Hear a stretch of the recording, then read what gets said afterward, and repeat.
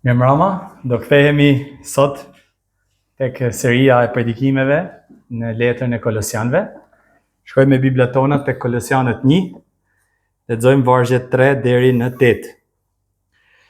Falenderojmë Perëndin dhe Atin e Zotit tonë Jezu Krisht, duke u lutur vazhdimisht për ju, sepse morëm vesh për besimin tuaj në Krishtin Jezus dhe për dashurinë tuaj ndaj gjithë shenjtorëve, për shkak të shpresës që ruhet për ju në qiejt, për të cilën keni dëgjuar më parë në fjalët e zvërtetës së Ungjillit, që erdhi te ju, si edhe në të gjithë botën, dhe po jep fryt, sikurse edhe ndër ju, që nga dita që dëgjuat, e njohet hirin e Perëndisë në të vërtetë, sikurse edhe mësuat nga Epafrai, bashkëshërptori ynë i dashur, i cili është një shërbenjës besnik i Krishtit për ju, dhe që na ka treguar dashurinë tuaj të madhe në frymën.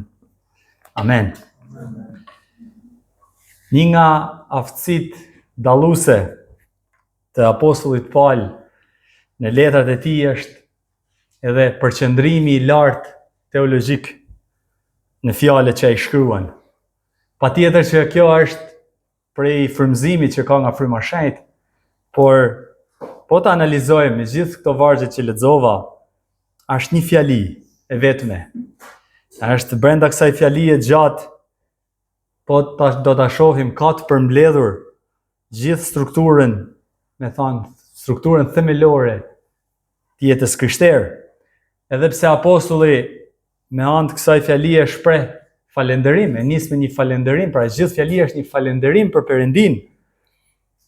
Për Kolosianët, ai me saktësi, me një saktësi të lartë, me një kujdes, me një precizion, arrin të rëndisë në mënyrë të përmbledhur teologjinë e shpëtimit dhe transformimit që Ungjilli sjell në jetën e besimtarëve në mënyrë të veçantë, në jetën që ka sjell në jetën e kishës në Kolos. Po pse e bën Pali këtë falënderim kaq gjatë dhe kaq detajuar? Pse ai në një falënderim pra drejtuar Perëndisë është kaq i thellë në teologji e shpëtimit? E për ta kuptuar qëllimin e Palit në këtë pasazh, duhet të rikujtojmë arsyen pse Pali e shkruan krejt letrën e Kolosianëve. E ndau vllau predikimin e parë, kur pam te predikimi i parë nga letra e Kolosianëve, e dua ta rikujtojmë, sepse qëllimi i plot i gjithë letrës na ndihmon për të kuptuar edhe qëllimin e këtyre vargjeve. Kisha në Kolos ishte një kishë e re dhe drejtohej dhe kishte një pastor të ri si Epafrai. Ata kishin dëgjuar Ungjillin dhe ishin shpëtuar në Krishtin, por në kishë kishin hyrë disa mësime të gabuara, se herezi që e cënonin shëndetin shpirtëror të kishës.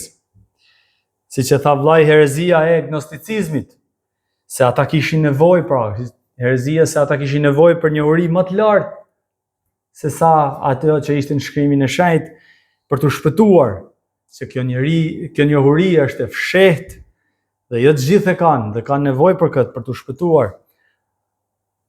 E kjo filozofi gjithashtu mohonte edhe mishërimin e Krishtit.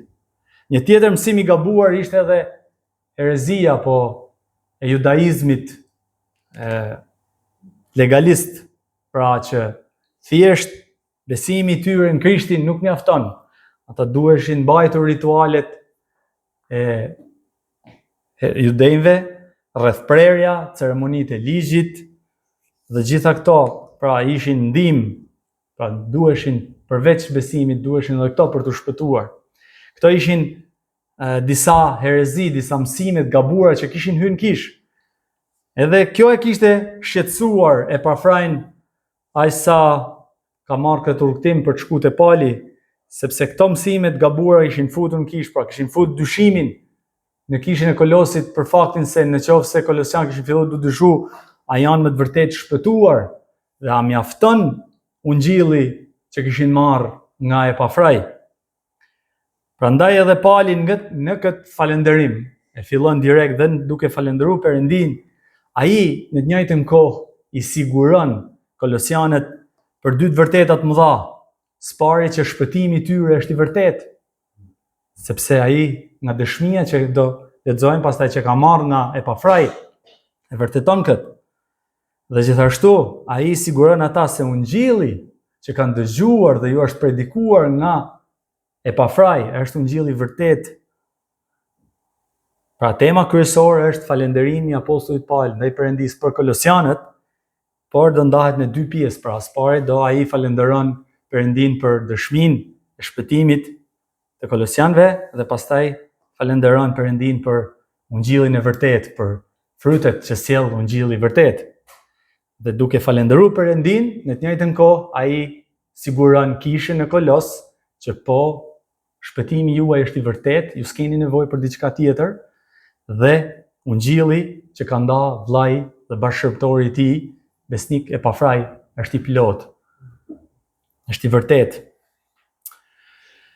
Pra, siç e thash, në pjesën e parë shohim mirënjohjen e Paulit ndaj Perëndisë për shpëtimin e kishës në Kolos. Vini re që kjo mirënjohje dhe falënderim, që në fillim thotë, është drejt Perëndisë. Dhe kjo është e përsëritur nga ana e Paulit, pasi ai e di mirë që kjo vepër e shpëtimit është prej Perëndisë, prej hirit që Perëndia ka treguar për ata. Nuk është diçka që ne fitojmë me veprat tona. E kjo praktik, thash, falënderimi është tipike e apostullit Paul, e kemi parë tek Filipianët, ai direkt pas përshëndetjes fillon me një mirënjohje. Edhe përgjatë gjithë letrës po ta lexojmë, ka shumë vargje që ai përdor këtë, duke falënderuar Atin, thot në vargun 1:12, duke falënderuar Perëndin atë, kapitullin 2 vargu 7, duke mbushulluar me të në falënderim. Gjithashtu kapitullin 3, 17 thot duke falënderuar Perëndin atë, dhe në kapitullin 4 duke ndenjur zgjuar në të në falënderim. Vargu këtu mbaron pra duke thënë, duke u lutur vazhdimisht për ju. Gjithashtu edhe kjo është një praktik tjetër e Paulit. Ai gjithmonë kur lutej vazhdimisht, edhe për çdo kishë, në fakt, për gjitha kishat, edhe në mënyrë të veçantë për kishën Kolos. Zemra e tij, edhe pse ishte fizikisht larg, edhe nuk është se i kishte takuar ballazi kishën në Kolos, ishte mbushur me mirënjohje ndaj Perëndisë, thot ndaj Atit të Zotit tonë Jezu Krisht. Edhe kjo një shprehje tjetër e mbushur me teologji, pasi tregon marrëdhënien unike që Perëndia Atë ka me birin e tij, Jezusin. Edhe pse ne jemi bijë të Perëndisë, vetëm një kemi thënë, është biri i vërtet, i njëjtë me Atin, Jezusi. Ne kur shpëtohemi, bëhemi bijë të Perëndisë me adoptim, ne adoptohemi në Krishtin, birin e tij. Kjo mirënjohje e Paulit na kujton gjithashtu qëndrimin që edhe ne duhet kemi përballë Perëndisë, një zemër mirënjohëse pavarësisht rrethanave, por nuk dua të ndalemi këtu.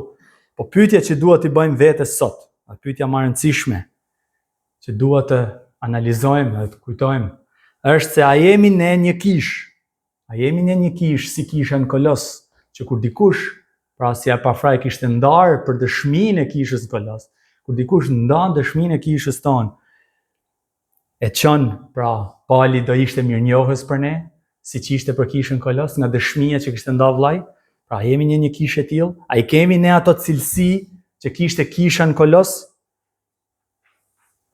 E për të na ndihmuar, le të shohim, për të kthyer përgjigje kësaj pra, le të shohim pse ishte falënderues Pauli për kishën e Kolos.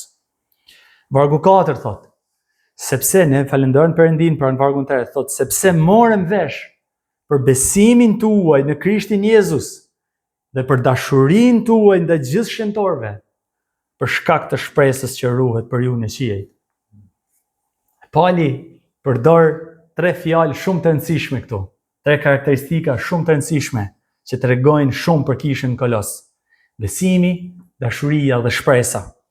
Këto 3 fjalë Pauli përdor shpesh në letrat e tij, kemi lexuar edhe në letrat e tjera, i përdor si një dëshmi për treguar dëshminë e një jete krishtere, të rilindur, një zemër të rilindur në Krishtin. Këto 3 cilësi janë një shenjë dalluese dhe prova e duhur që Perëndia ka punuar në zemrën e në shpirtin e një njeriu. Besimi është i pari që përmendet, pasi pa besim nuk ka shpëtim. Qëllimi i Paulit këtu është që t'ju dëftoj atyre që nëse ju besonin Krishtin, kjo është një shenjë dhe një provë e pakundërshtueshme e punës se Fryma e Shenjtë ka bën në ju.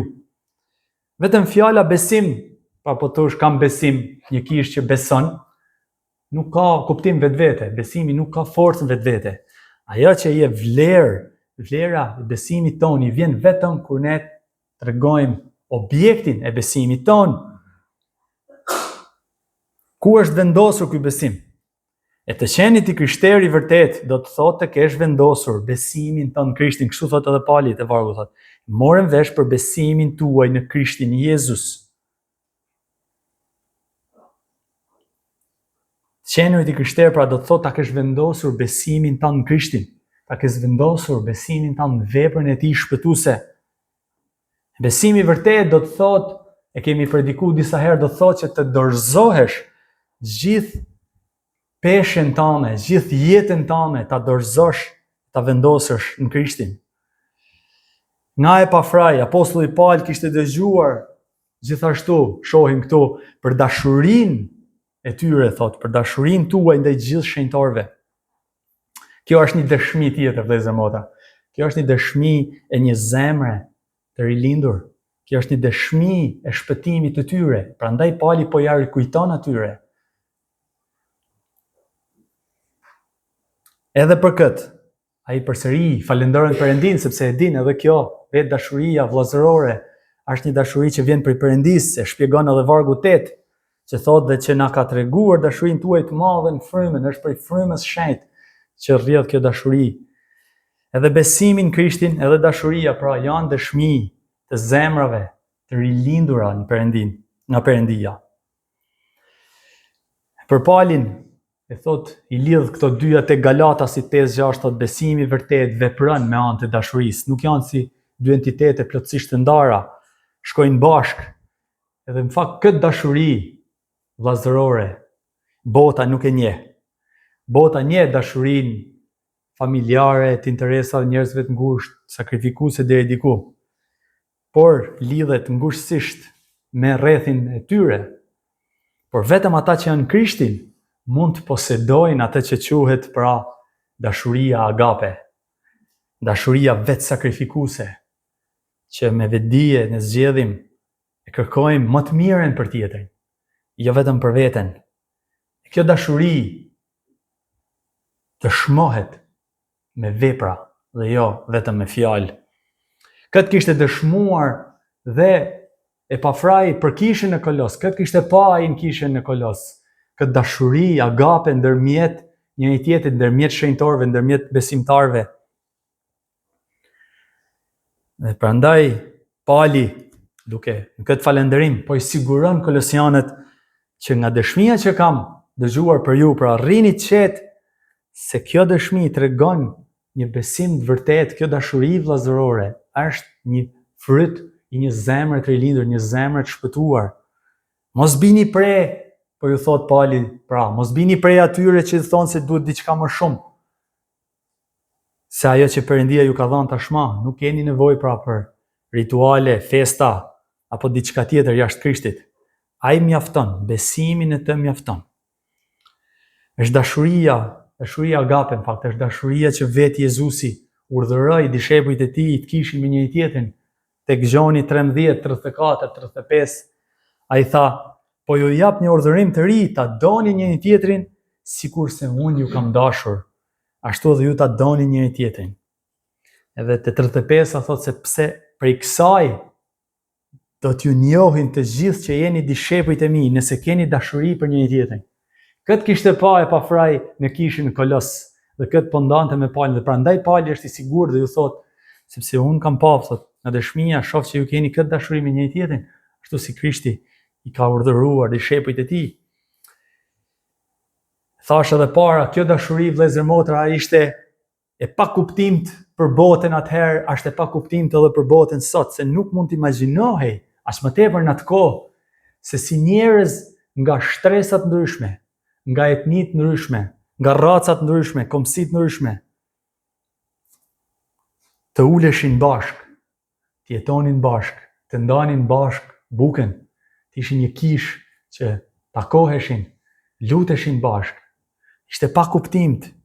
Aq e pa kuptimt është, thonë një autor që lexova, saqë në atë kohë, dim, historia na tregon se krishterët, me që kishin këtë dashuri, ishte aq e pa kuptimt sa me ato të tjerët i mendonin si një sekt dhe ishin armiq të tyre sepse mendonin se po bëjnë një konspiracion këto. Aq s'ka mundësi, do të jetë një interes i madh, duhet me arrit diçka kundër pushtetit këto për faktin që po rrin kaq shumë me njëri tjetrin, edhe pse janë të ndryshëm.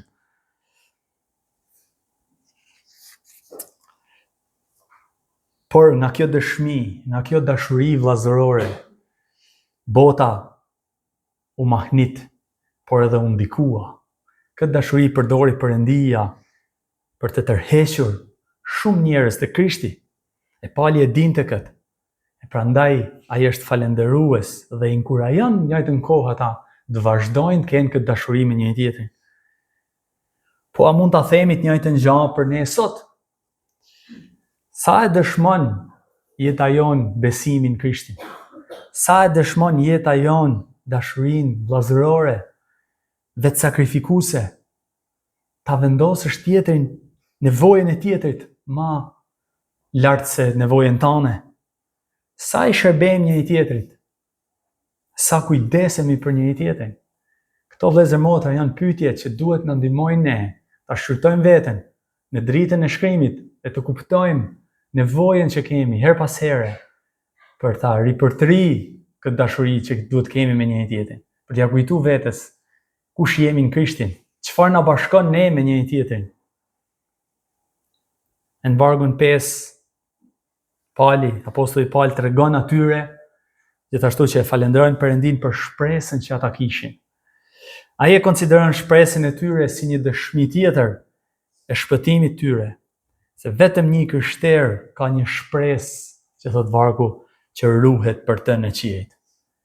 Në këtë pasazh, apostulli Pali shikon shpresën si themelin, fakt se thot për shkak të shpresës, e shikon si themelin e besimit dhe dashurisë tyre. Ne e dim shumë mirë që ka një ndërlidhje ndërmjet besimit, dashurisë dhe shpresës. Vetë besimi, thot Hebrejt 11:1, është siguria e gjërave që shpresohen. Një zemër i rilindur tashmë, e shpëtuar, karakterizohet po aq sa nga besimi në Krishtin, po aq edhe nga dashuria vllazërore dhe po aq nga shpresa që ka në përmbushjen e premtimeve të Perëndis. Shpresa nuk është, e kam predikuar kur kemi folë për shpresën. Shpresa nuk është një mendim optimist për të ardhmen. Është një realitet, është një siguri, është një realitet që Perëndia e ka përgatitur për ne dhe ruhet në qiejt për ditën kur të vi dita, për ta jetuar të plot. Kjo është shpresa e vërtetë. Prandaj edhe shpresa e Ungjillit, si lidhen edhe një pikë tjetër, si lidhen to me njëri tjetrin. Prandaj shpresa e Ungjillit që ne kemi të ruajtur në qiell e çliron zemrën nga egoizmi sot, nga të parit vetëm për veten. Dhe na jep, na çliron nga egoizmi dhe na ndihmon për të qenë më të dashur me njëri tjetrin.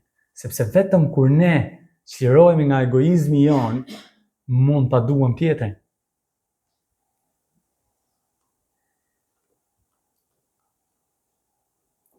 Prandaj, për ta ripërtri dashurinë, për ta ripërtri besimin ton, duhet të rikujtojmë premtimet e Perëndis në Krishtin. Kujto se kush je në Krishtin. Kujto sigurinë që Perëndia e man fjalën e tij. Prandaj, ne duhet të jetojmë, ne duhet ta dëshmojmë, jeta jon duhet ta dëshmojë vëllezër motra.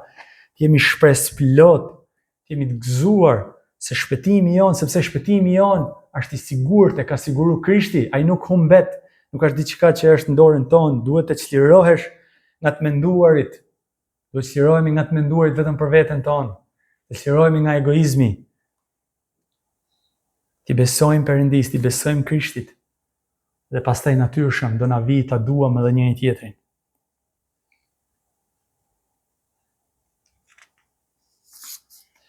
Në pjesën e dytë tashmë do kalojmë parë. Pjesën e parë pam falënderimin që apostulli Paul ka ndaj Perëndis për besimin, për dashurinë dhe për shpresën që kishte e papra tek kishën Kolos. Kjo ishte një dëshmi, pra pam se ishte një dëshmi e shpëtimit që ata kishin Krishtin. Prandaj ata duhet të jenë të sigurt për shpëtimin e tyre. Dhe mos lejojnë mësimet gabuara të trazojnë mendjet e tyre. Tani do shohim pjesën e dytë, pra pjesën e dytë falënderimit që Pali falenderon Perëndin për ungjillin e vërtetë. Falenderon për ungjillin e vërtetë që jep fryte.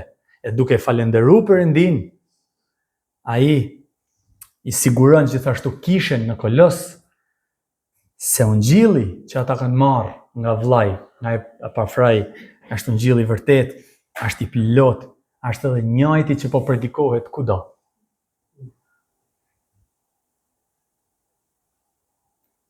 Pra nuk ka diçka të fshehtë, pra, po i do të siguroj ata që nuk ka diçka të fshehtë, është i plot ungjilli, nuk ka diçka të fshehtë apo mistike, siç mësimet e gabuara kishin ardhur.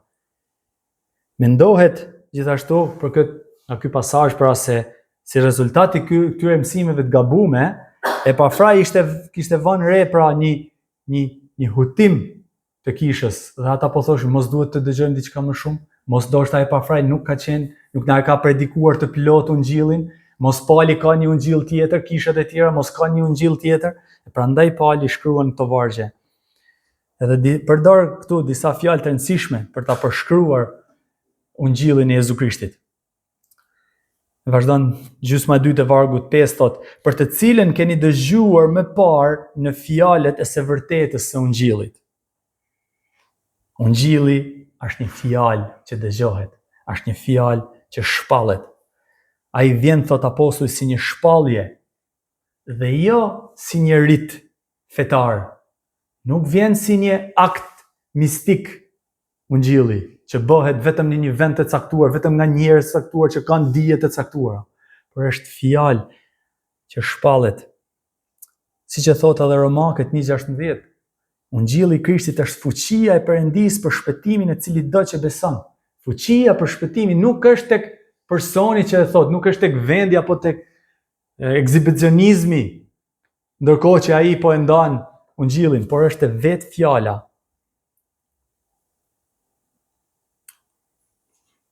Fuqia shpëtuese e ungjillit pra është tek fjala që ata kanë dëgjuar, po i thot Pali, jo tek Epafrai, jo tek Pali apo tek ndonjë gjë tjetër, por tek fjala. Pali gjithashtu e quan ungjillin si fjala e të vërtetës. Vëllezër motra, ungjilli është absolut, jo një nga të vërtetat, jo një nga format se si ne mund të shpëtohemi.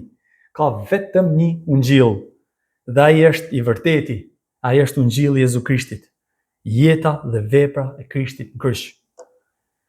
Ungjilli i tij është i plot, as nuk mund t'i shtojmë, as nuk mund t'i heqim.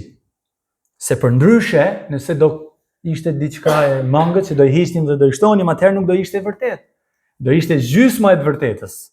Por ne dimë që ungjilli është i plot, është i vërtet plotësisht. Prandaj vëllezër motra, duhet kemi kujdes kur e ndajmë ungjillin, sepse ne nuk mund ta kompromitojmë vërtetësinë e tij. Duhet ta shpallim atë, siç e tha vllai, pra me konfidencë të plot, që ajo që ne po shpallim është e vërteta absolute. Nuk po themi gjysmën e të vërtetës, nuk po flasim për diçka që nuk jemi të sigurt, por e dimë është e vërtetë absolute.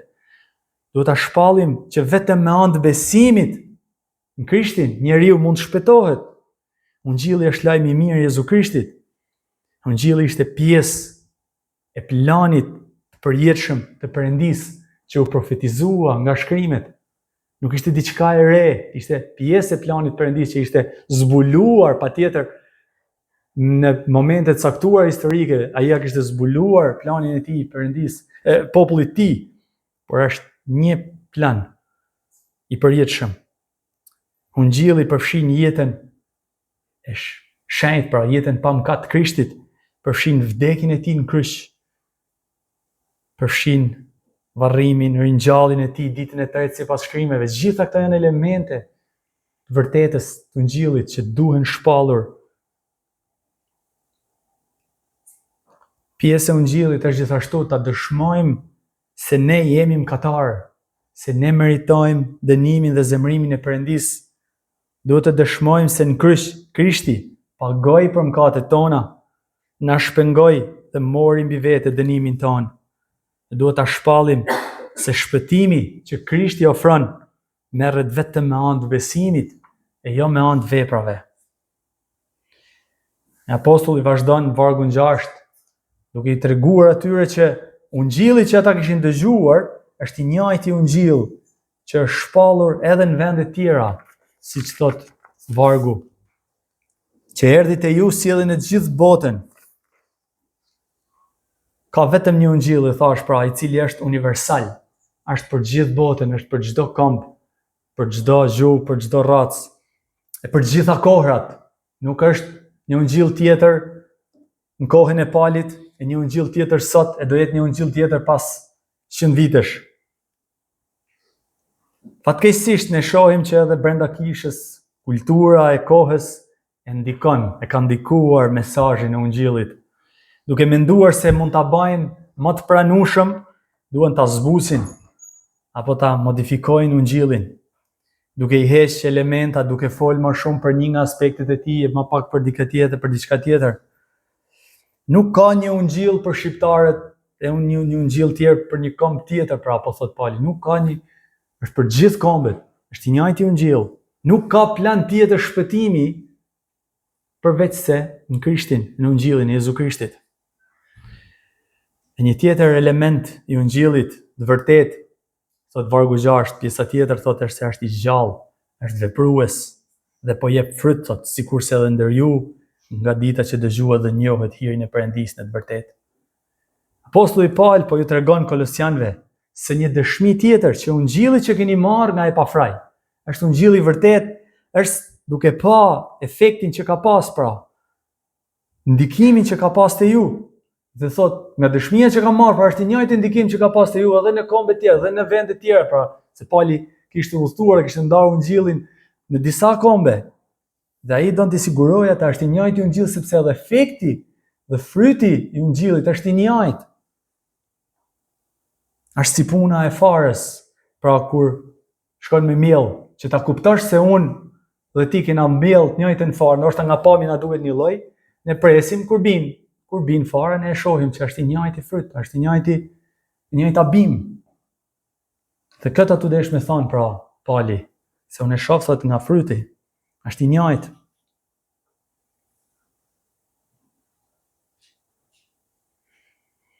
Kudo që predikohet ungjilli, ai sjell jetë të transformuara, zemra të rilindura, fiks ato karakteristika që Pali ju a dëshmoi, pra që pa në pjesën e parë, sjell besim te Krishti, sjell dashuri vllazërore, sjell shpresë. Pa mund ta themi këtë edhe për ne dhe jetën tonë. Fara e ungjillit Krishtit apo jep fryte në jetën tonë, apo e transformon jetën tonë. Një nga frytet e dukshme që sjell ungjilli, e kena thënë, themi, është transformimi i karakterit të besimtarit. Pra është një fryt i vazhdueshëm, nuk është siç e shohim këtu, pra është vazhdon gjatë gjithë jetës besimtarit. Kjo fillon që nga dita që e dëgjuat dhe njohet hirin e Perëndisë. Ungjilli i vërtet sjell fryte të vërteta, sjell fryte që qëndrojnë, nuk janë për një kohë, për një sezon.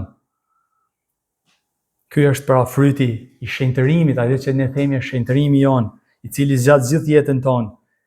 Është një rrugtim i gjatë, i gjallë, por është i gjallë, është me ulje, me ngritje, por që avancon në përgjasimin tonë me Krishtin.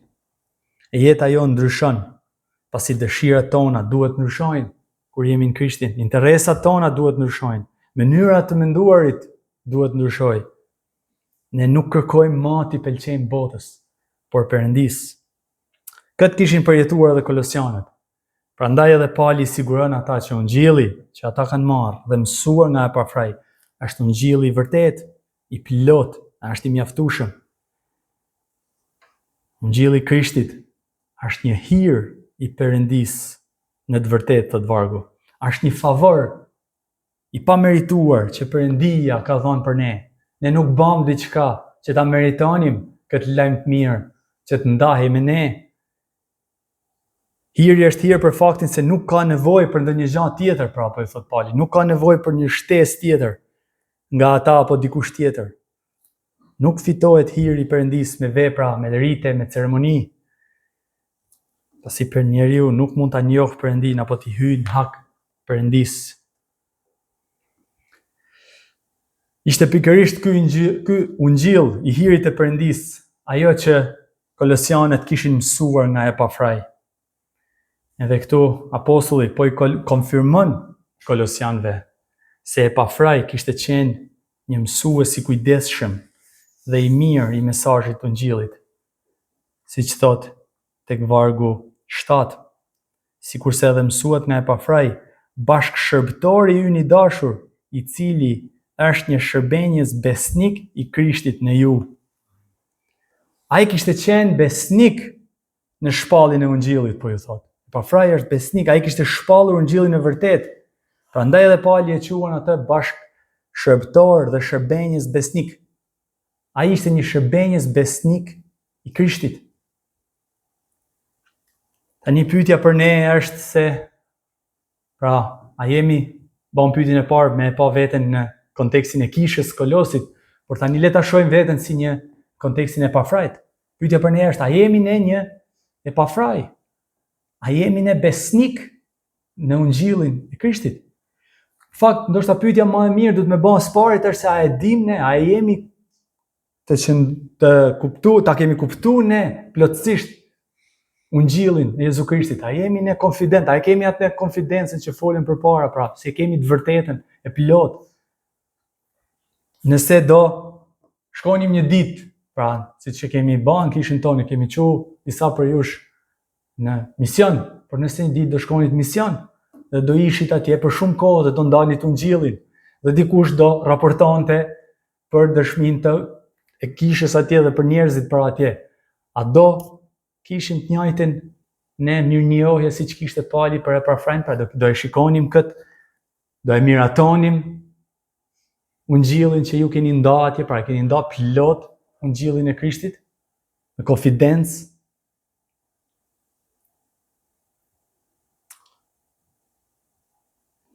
Dhe zemota, duhet jemi besnik, duhet i shërbejmë ungjillit Krishtit me besnikëri. Diçka tjetër që unë dua në fakt të analizojmë është se ndërsa ftojmë njerëz në kishë apo ndajmë ungjillin, duhet kuptojmë se kujt po i shërbejmë. Se ngaherë mendojmë se po i shërbejmë kishës, pra se më thonë ose po i shërbej dikujt që më ka nxitur ose më ka thonë, në fakt vëllezër motra, ne duhet i shërbejmë Krishtit, sepse këtu thotë, pra, shërbenjës besnik i Krishtit, jo i kishës, apo i atij, i pastorit, apo i atij që na jep rrogën ose diçka tjetër. Ne i shërbejmë Krishtit dhe mbretërisë së tij. Prandaj, edhe sa herë, pra, se nga këtu bëhet thirrje për të qenë aktiv, dhe me drejt ne bëjmë thirrje për të qenë aktiv në ndarjen e ungjillit, nuk duhet ta bëjmë për t'i bën shefin një tjetrit, për t'i bën shefin pastorit apo atij që ndan. Duhet ta bëjmë se na fton vetë Krishti. Është një thirrje për Krishtit, për të qenë besnik atij. Nuk mjafton të thuash vetëm po ndaj ungjillin, por për ta rikujtuar duhet të jetë ungjilli vërtet e të qëndrojmë besnik, ashtu si Epafrai i qëndroi besnik. Apostulli e konfirmon mësimin e Epafrait në mënyrë, po e konfirmon që ajo që Epafrai ka ndarë është ungjilli vërtet, në mënyrë që t'i nxjisë kolosianët, që të mbështeten tek mësimet e tij, mos të kërkojnë mësimet e tjera, mos të kenë ndikime nga këto mësime të gabuara. Ai, apostulli Paul, do t'i jap autoritet Epafrait dhe t'i tregoj kolosianëve se mësimet e tij janë të njëjta me ata që vetë Pauli ka ndarë.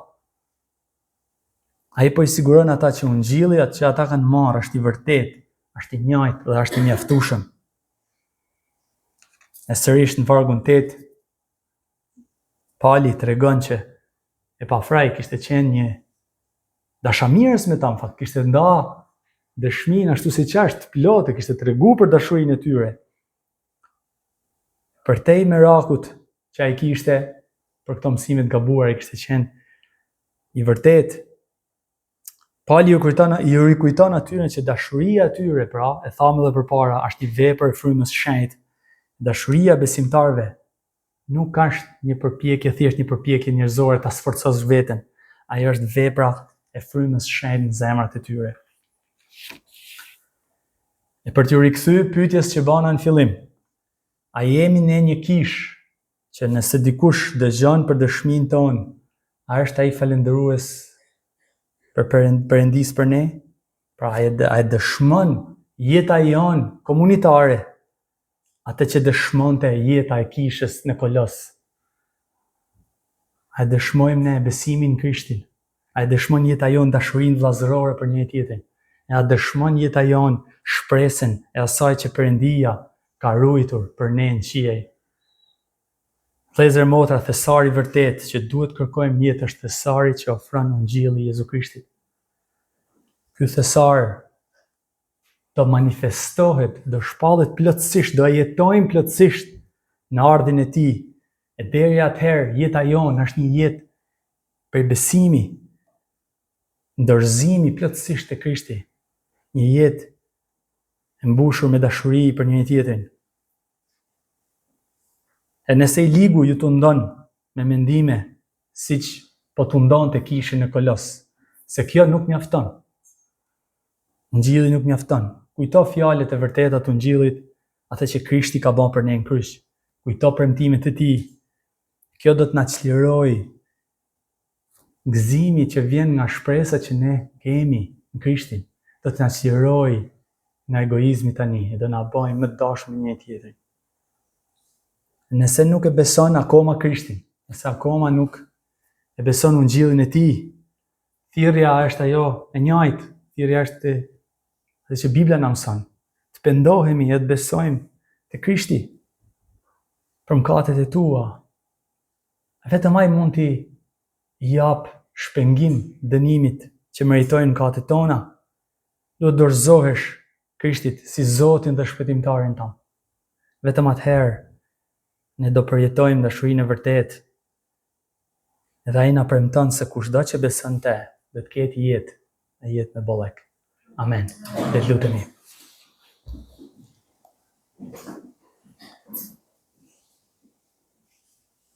O Ati dashur, ne të jemi falendërues e mirënjohës për hirin tonë që ke derdhur në zemrat tona me anë të Ungjillit tonë. Ishin fjalët e vërteta të Ungjillit që zbritën zemrën tonë dhe ti na rilinde, ne që kishim vdekur shpirtërisht, na dhe jetë në Krishtin, na dhe një jetë plot shpresë, besim e të mbushur me dashuri. Ne lutemi Perëndi që të na ripërtrish mendjen e zemrën, që sa herë që harrojmë kush jemi në Krishtin, ta kujtojmë premtimet e tua e na bëj të jemi të frytshëm në të. Në emrin e Birit tonë ne lutemi. Amen. Amen.